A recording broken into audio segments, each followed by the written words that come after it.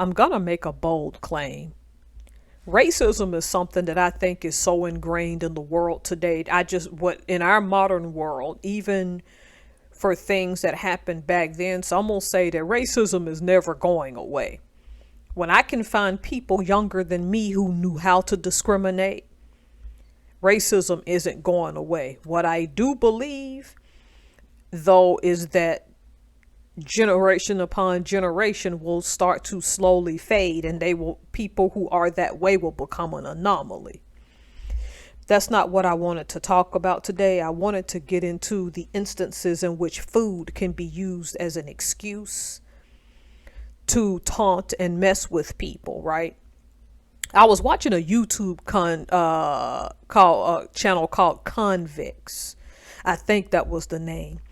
And they invited some Asian Americans to talk about their racial experience. And there was a young lady that's Asian. I'll go out on a limb and say she was 30 and under years old. She was with a group of people. Now, they were talking cryptic, so they did not say what race of people made them feel the way they made them feel back then. But she said she was called a banana, yellow on the outside and white on the inside. And I found that very interesting. She didn't give the race of person that did it, so I don't want to make any assumptions. And she said at the time she took that as a compliment, but over time, it was an insult. So if you're ever watching this and you are Asian, have you ever been called a banana or heard of anybody being called that?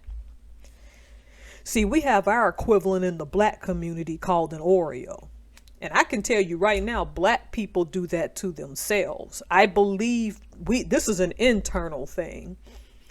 And an Oreo is black on the outside, white on the inside, of course, so you see the correlation, right? I believe this started to happen post civil rights movement, when more of the black families started to become middle class at that time. And the ones who were successful left certain relatives behind. And because they dressed a certain way, spoke a certain way, and moved in certain circles, they were called Oreos.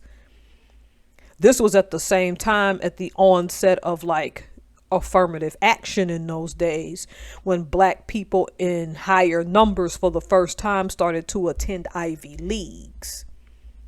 You think you something and all these type of things.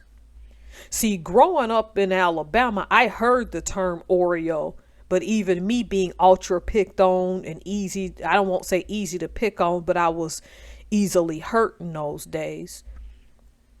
I can never recall anybody telling me I'm an Oreo or a sellout to my face, but it was implied that I am.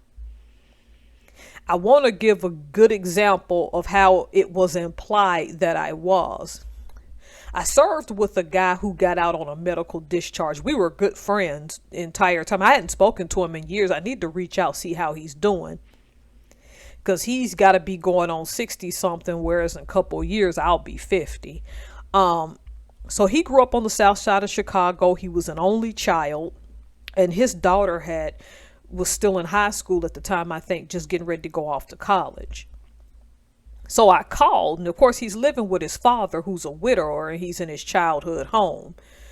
Because he was helping his dad, because his mother had unfortunately passed away from an illness. And of course I called, and I was like, "Hi, may I speak to such and such, please?" in a very polite tone.